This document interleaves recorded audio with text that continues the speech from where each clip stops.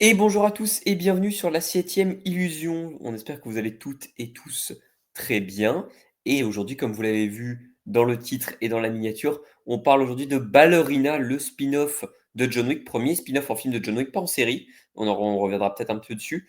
Évidemment, je suis Sawyer et je ne suis pas seul. Je suis accompagné de Joe. Comment ça va? Bah, ça va très bien et toi?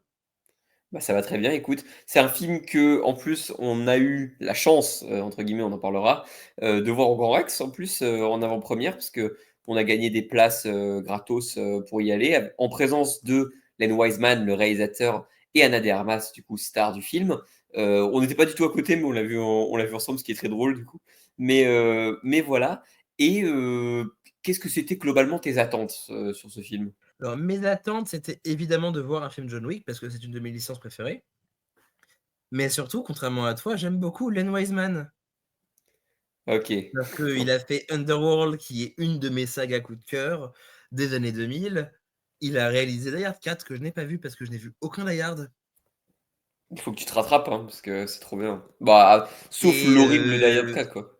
il arrive sur Ballerina et évidemment John Wick, c'est très marqué années 2010, très néon, très plan séquence, très action.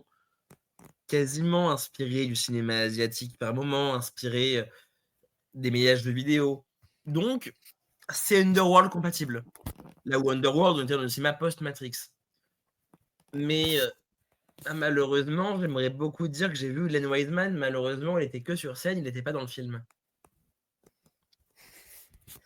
Et Bah, pareil, il y a Ana écoute, de Armas au casting, Ana de Armas, c'est No Time to Die et la meilleure séquence d'action que j'ai potentiellement vue des 5 dernières années et non, ça Fury en fait Road rien. existe. Enfin, Furiosa existe quand même, hein. Furiosa existe et c'est vrai, j'ai oublié Furiosa. Ouais. Mais, Mais attends, avant et avant qu'on saute un peu aux conclusions, genre, et notre avis sur le film, personnellement, moi, je l'attendais pas beaucoup. Malgré le fait, c'est que là, tu l'as dit, toi, t'aimes beaucoup aussi la saga John Wick. Et je vais te rejoindre pour le coup. Enfin, je trouve que c'est une des meilleures sagas d'action, même dans tout ce délire, pas espionnage, mais un peu bourrin et même pistolet, enfin pas pistolet, mais enfin, vous voyez ce que je voulais dire, des trucs de gros bras, d'action non-stop ou quoi. Moi, je le mets un peu dans le trio avec Mission Impossible et James Bond, même si c'est beaucoup plus bourrin que ces deux-là. Mais voilà, moi, je trouve que c'est une très bonne saga. J'aime bien le premier qui, je trouve, a pas énorme, enfin, a des ambitions, mais pas un gros film comme les trois autres. Mais franchement, je trouve qu'il marche plutôt bien. Le 2, je trouve que là, c'est un film excellent qui arrive à poser les bases d'un univers. Enfin, l'univers posait déjà les bases sur le premier, mais le 2 arrive à le développer en fait et à le rendre vraiment très intéressant avec un super cliffhanger en plus. Le 3 est peut-être un peu plus faible que le deuxième, mais reste quand même ah, je ultra suis pas divertissant d'accord. et a des super scènes. Ah, c'est marrant parce que moi, Pour moi, Parabellum, c'est je le l'ai 2 le plus toujours faible. trouvé. Ah, c'est marrant, putain, moi je trouve que c'est toujours Parabellum le plus faible de la trilogie, étant donné que même qu'il y a 4 films John Wick, bon, le 2, 3, 4 se tient clairement comme une trilogie vu que c'est une histoire complète, quoi. Mais après, moi, Parabellum, je passe quand même un super moment et franchement, j'ai kiffé, j'ai trouvé ça super. Et par contre, le 4, là, alors, je trouve que c'est une espèce de dinguerie, ça s'arrête jamais. Ça dure 3 heures, on voit pas le temps passer. Enfin, moi, j'ai adoré le film. Je trouve vraiment que c'était. Je sais qu'il y a plein de gens qui ont été un peu médisants sur le quatrième John Wick, alors que moi, je trouve vraiment que si, je sais pas, moi j'adore le 2, mais je trouve que le 4 est quand même peut-être même au-dessus. Donc voilà, il n'y a pas un seul opus que j'aime pas. Et du coup, effectivement, on l'a pas dit parce que faut qu'on présente un peu le film. Euh, Len Wiseman est à la réalisation. Il a réalisé Die Hard 4 et du coup, comme tu l'as dit, la saga Underworld. J'ai pas vu les Underworld, je trouve que Die Hard 4 c'est horrible et je déteste le remake de Total Recall qu'il a fait. Et que En je n'ai pas vu revanche, et je n'aime déjà pas le premier Total Recall. oh là, non, ça c'est pas possible par contre. Mais oh putain. Mais en gros, globalement, faut dire un truc aussi, c'est que Len Wiseman, alors évidemment, faut pas être biaisé à cause de ça, mais Len Wiseman a tourné un film qui aurait dû sortir il y a déjà un an, du coup en juin de 2024. Sauf que le film eu des reshoots parce qu'il a été visionné par plein de gens qui ont dit que le film était très mauvais, au point où Chad Stahelski, donc réalisateur des 4 premiers John Wick, bon, co-réalisé avec David Leitch, hein, le premier, mais voilà, le réalisateur qui est globalement réputé pour avoir donné à John Wick ses lettres de noblesse, a dû tourner à peu près 3 mois, 2 mois à 3 mois de reshoot avec Ana de Armas, etc. On va parler de globalement ce qui sent et du reshoot ou quoi. Et Len Wiseman n'était pas présent. Donc voilà, donc ça c'est le postulat de base. Mais parce qu'on parle de beaucoup de choses en off sur ce film, de quoi ça parle globalement Ballerina? Ça se passe entre John Wick 3 Parabellum et John Wick 4. Donc, et notamment dans l'espèce de truc de ballerine qui est en Russie. Attends, je sais plus. Non, C'est à le New York. Non, je dis Roscaroma. n'importe quoi. C'est à New York? C'est à New York, c'est le Roscaroma. Oui, oui, je dis n'importe quoi. Ok, donc Roma à New York. Donc globalement, en fait, ça va parler de ce personnage de ballerina qui a un passé un peu complexe. Je vais pas le tout dire dans les trailers, enfin parce que tout n'est pas révélé dans les trailers, donc je dirais pas, mais un passé familial complexe, une histoire de vengeance globalement, du coup qui est une ballerine Roma qui va commencer à avoir des contrats pour éliminer des gens. Le truc, c'est que à un moment donné, du coup, Ballerina, donc, ou plutôt Yves Macaro, comme c'est vu que c'est son vrai nom, devient une assassine et va commencer à vouloir se venger de personnes qui l'ont blessée dans le passé. Voilà, c'est un synopsis que j'ai voulu faire qui est un peu énigmatique, mais on aura des choses à dire en spoiler là-dessus. Quoi penser de Ballerina? Bon, déjà, évidemment, j'ai dit Ana de Armas, mais il y a Angelica Houston dans la chef des Roscaroma. Ça, c'est dans les trailers. Il y a le retour de Keanu Reeves en John Wick, qui est là du coup pendant quelques scènes qu'on voit aussi.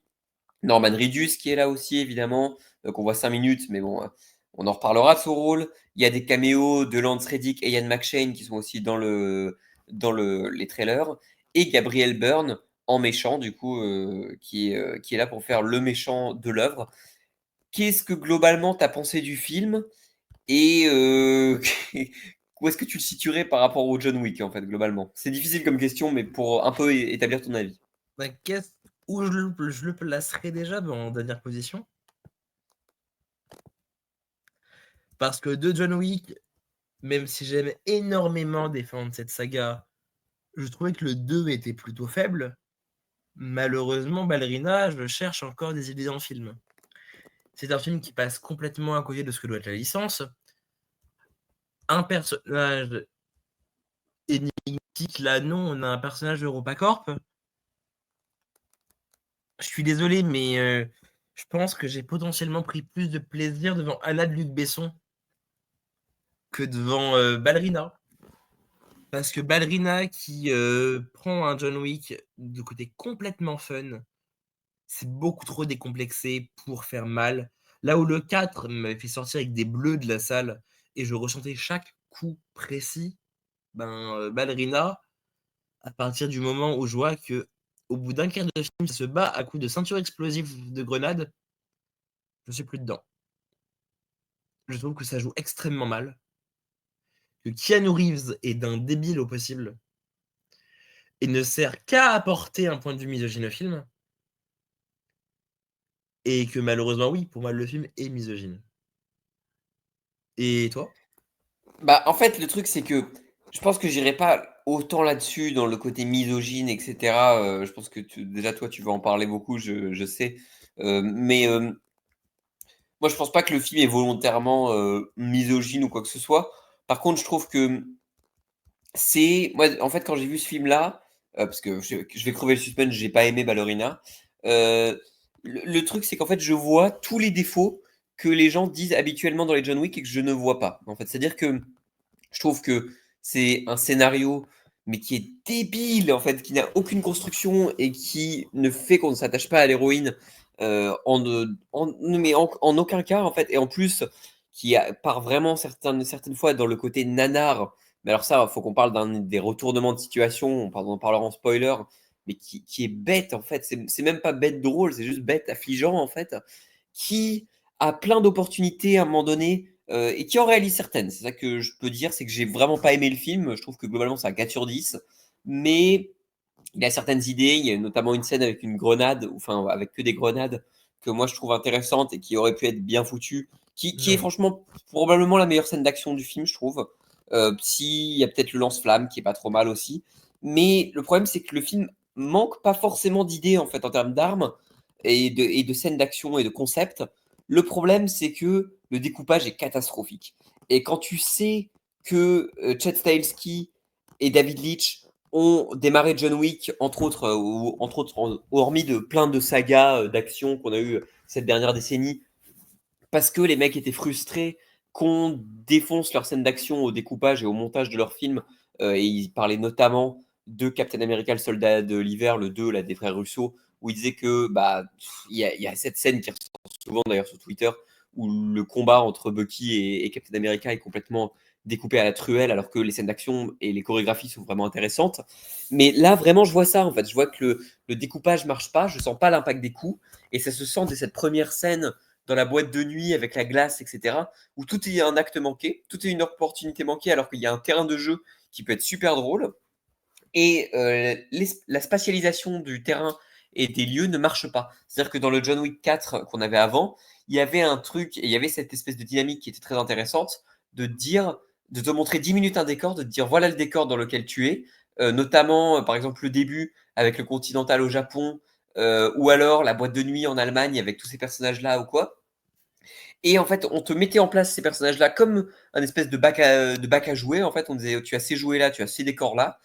Tu les as vus pendant 10-15 minutes en étant développés. Ok, maintenant c'est l'heure de l'action, on va les utiliser.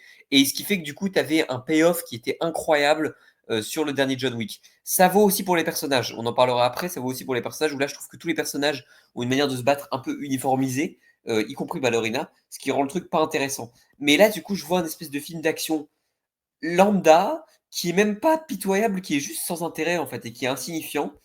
Je passe pas un bon moment en fait, je passe même pas un moment en fait. Je trouve pas que ce soit un mauvais, enfin un film ignoble, parce que je sais que toi pour le coup ta note elle est hard, mais je trouve que c'est un film insignifiant en fait, c'est assez terrible et je trouve même le film un peu laid en fait par moment en fait. Enfin le propre de John Wick c'est d'aller un peu partout. Là on s'arrête à un moment donné à un endroit qui sera le climax du coup, mais c'est vraiment à partir de la moitié du film jusqu'à la fin. Pareil, là, il y a des idées, je sais qu'on n'est pas d'accord, mais sur toute une population qui serait armée, moi je trouve que ça va pas jusqu'au bout. C'est dommage.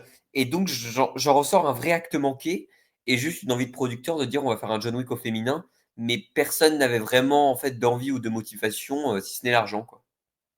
Ben, je vais te rejoindre, hein. Parce que tu parles d'un John Wick au féminin. J'aurais aimé en voir un.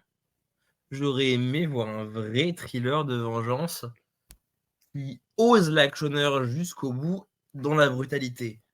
Malheureusement, j'en vois un film d'espionne beaucoup trop con pour marcher. Tu parles de nanar, c'est complètement le cas. Mais ça n'est même pas un nanar jusqu'au bout. Tu parles d'une séquence de grenade, moi je la trouve débile. Mais même pas débile fun, elle est juste lassante. Voir une ceinture de grenade exploser pour faire sauter une porte, désolé, on a déjà vu ça avant. Et c'est pas en citant des vieux films d'action que ça marche. Ça ne marche pas. Ouais, mais c'est la seule scène, pour sa défense, c'est la seule scène où la mise en scène suit un peu. C'est-à-dire qu'on a un travelling avec un truc. Je dis pas que c'est bien, hein, je dis pas que c'est très bien Si tu veux foutu, voir le même mais plan en mieux, il y a la croix dans Furieux. non, mais bien sûr, mais de toute façon, on parle vraiment pas d'un chef-d'œuvre et je trouve vraiment que c'est un mauvais film. Mais je trouve qu'il y a quand même un petit effort d'intention et une note d'intention, presque aussi avec le lance-flamme dont on parlera à la fin. Voilà. Maintenant, il faut qu'on parle d'un truc, c'est que, en fait, d'ailleurs, en plus, vu qu'on était tous les deux au Grand Rex, pour hyper les gens, ils ont mis tous les petits extraits, les trucs. Et je crois qu'il y avait le producteur ou le réal, je sais plus qui disait dans une featurette, c'était pas un John Wick au féminin, et je vois que ça, en fait. Et c'est le problème du film, c'est qu'il n'arrive pas à caractériser son personnage. Anna de Armas, moi je l'aime bien, mais je trouve que là je vais pas me faire des amis. Je trouve qu'elle joue mal en fait dans le film. Moi, je trouve qu'elle ne joue pas. Bah, elle est pas convaincante en fait. Je trouve que moi je comprends ce truc d'avoir un protagoniste qui est incertain. En fait, tu vois que elle hésite dans ses mouvements et dans ses trucs en fait quand elle se bat, mais elle fait toujours la même tête. Il n'y a pas de changement en fait. C'est pas très intéressant comme manière de bouger en fait. Enfin, la chorégraphie en fait autour de son personnage n'est pas intéressante. Euh, et au-delà du fait que moi je suis pas convaincu par le personnage de Ana de Armas qui en fait moi tu vois par exemple je suis allé avec en famille avec mon père voir le film et quand on en parlait il me disait que ils auraient dû lui donner un côté presque plus hargneuse en fait à taper à être brutal en fait à être presque plus brutal que John Wick à jamais lâcher à donner genre tu Mais vois oui, mais là, je vais elle te citer un film. Je vais te citer ouais, mais Ballerina, d'ailleurs. c'est ça, mais non, mais tu Tu vois, es elle une finit au femme, corps. bats-toi comme une femme et tape dans les couilles. Ouais, bah c'est ça, il y a cette phrase dans le film quand même. Enfin, Oui, et le bats-toi comme une fait est femme. Tu que perds contre les hommes parce que tu es une femme, alors triche. Tricher non dans le mais film. Elle est même c'est pas surtout rusée, elle est même pas que hargneuse. Il y a toute la première heure où elle va toucher des couilles. Et en quoi non c'est mais c'est ça intéressant?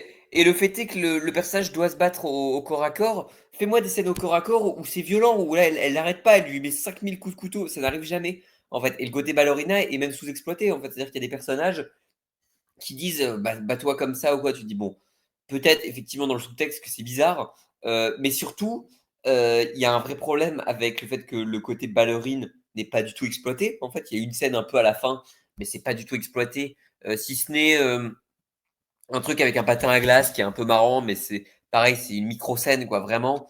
Et surtout, le problème est que le personnage n'est pas caractérisé par sa manière de combattre. Et il y avait un truc qui était génial dans John Wick 4, j'y reviens tout le temps, hein, je suis désolé, mais c'est que les personnages étaient iconisés par leur manière de combattre. C'est-à-dire que tu avais le personnage de Donnie Yen qui était aveugle, qui se battait au sabre, on te le présentait, il était vraiment super.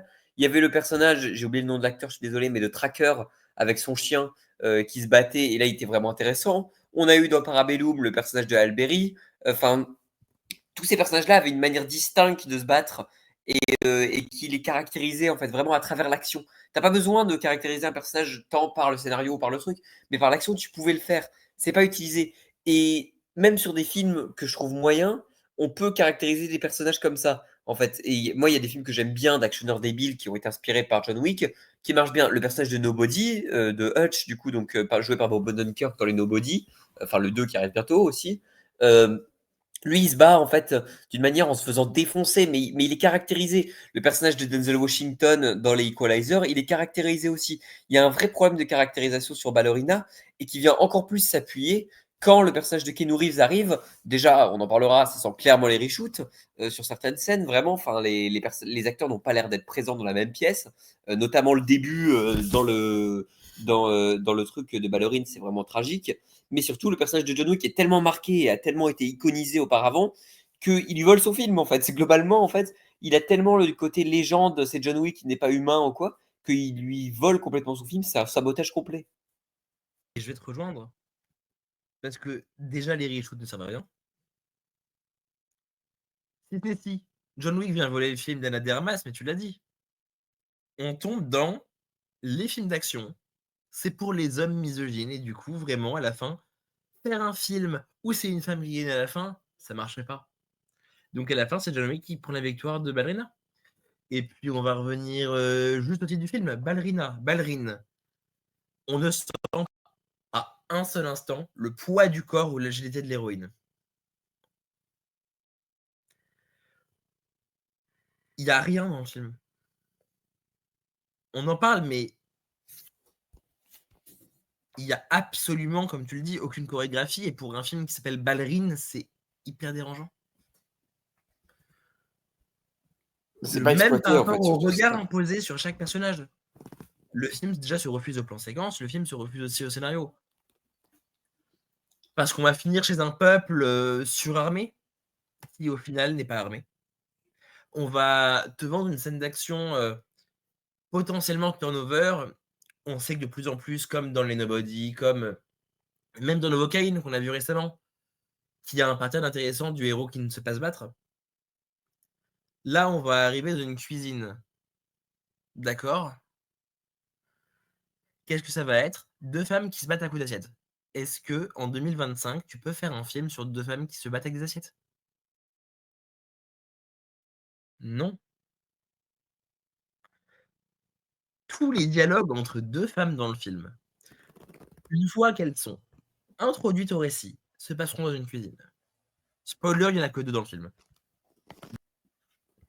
Bah, c'est surtout ça, c'est que c'est très mal foutu. Il y a une interaction entre personnages. Bon, je pense qu'on va bientôt rentrer dans les spoilers. Mais voilà, et ça fait très nanar en fait, ça ne passe jamais. Les scènes d'action sont vraiment mal exploitées. Il y a des scènes d'action intéressantes, mais ça n'évolue jamais. Ce truc du village entièrement armé, ça va pas jusqu'au bout parce qu'il y a quand même un truc de c'est un blockbuster, on va pas assumer en fait de faire un truc. Et ouais, moi ça me pose un vrai problème et je trouve que c'est le premier mauvais film de la saga John Wick en fait. Pour conclure, après on va passer en spoiler, je pense. Oui, c'est le premier mauvais. Et c'est le premier qui ne sert à rien. Mais Parce qu'il aurait dû offrir une parcelle entre Parabellum et le chapitre 4, finalement, aucune. bah, c'est ça le Bah, problème. Et on n'a même pas parlé du personnage de Norman Reedus qui ne sert à rien, vraiment. Enfin, lui, c'est parce qu'il ne incroyable. sert à rien et que autant assumer le nanar jusqu'au bout, autant faire des grosses révélations familiales au milieu du film. Oh là là, putain. À 20 Non, minutes de mais la fin. bon, du coup, on va passer en partie spoiler, c'est parti. Effectivement, cette scène de Je suis ta sœur cachée, elle est d'un ridicule. Elle n'a aucune incidence parce que le personnage meurt 5 minutes après. Ça n'a aucun sens, vraiment. Enfin, c'est vraiment un gros, gros problème. Ça sent le reshoot, ça sent le truc pour ajouter des enjeux artificiels, quoi. Ben, ça sert à rien, mais bon, fallait bien tenir 2 heures. Bah, c'est surtout qu'en fait, ça coupe le rythme du récit. On n'en a rien à foutre parce que le personnage n'a pas été développé. Il y a des personnages, par exemple, comme le personnage de, le personnage en fait de sa copine qui est moins sûre d'elle, etc. Dans les premières minutes du film. Elle, on ne la reverra plus jamais. Elle n'a aucun impact. Enfin, il y a des trucs. Le personnage principal, le méchant, il en a rien à foutre d'être là. Enfin, Gabriel Byrne, c'est assez terrible. Et c'est vraiment un film où personne n'est motivé. Et tu sens surtout, on va conclure là-dessus, c'est que le personnage de Norman Reedus, où tu penses qu'il est mort, en fait non, à la fin il ne sert à rien. Et c'est surtout que bah, le personnage de Keanu Reeves est vraiment pas intéressant en fait dedans. Il est pas utilisé bien, enfin correctement. Il n'a aucun impact en fait. Enfin, il est vraiment mauvais en fait. Et moi j'ai bien aimé le revoir. Il m'a fait marrer sur certains trucs, mais il prouve à quel point la saga de John Wick a fait bien mieux que ce ballerina raté quoi. Mais on va être d'accord. Non, mais enfin, c'est pas ça, mais c'est que, enfin, voilà, je pense qu'on a vraiment rien à dire sur le film, Il c'est y en a assez rien à terrible. dire en fait là-dessus, Non, donc mais c'est c'est juste fou, en fait, vraiment, parce que si ce n'est que la fin du film et globalement John Wick 2 en mal fait, en fait, c'est exactement ça.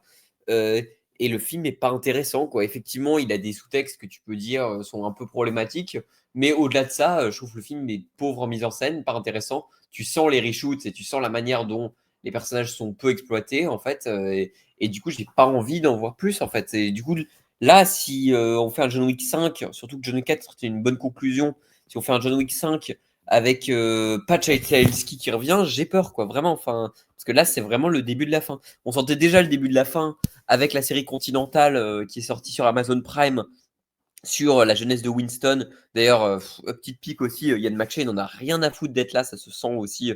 Vraiment, plus on tu veux avance dire dans les qu'il est films, déjà plus. mort? Non, pas Lance Reddick, Ian McShane. OK, mémoire. Putain. Non mais Lance Reddick, quoi, c'est triste que ce soit ça son dernier rôle, quoi, surtout, enfin voilà. Mais Ian McShane, pour le coup, c'est terrible, hein. Vraiment, plus il arrive, plus il en a rien à foutre de venir dans un film John Wick, quoi. Enfin, c'est assez terrible.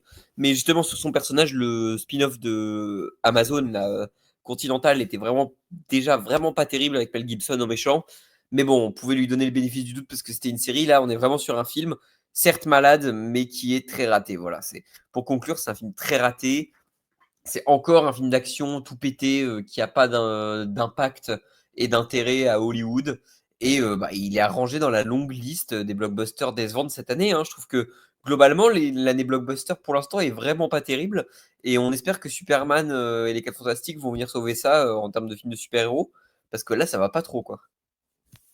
Moi, je pense que tu es juste de mauvaise foi parce qu'on a juste eu le meilleur film d'action de l'année il y a quelques semaines. Lequel?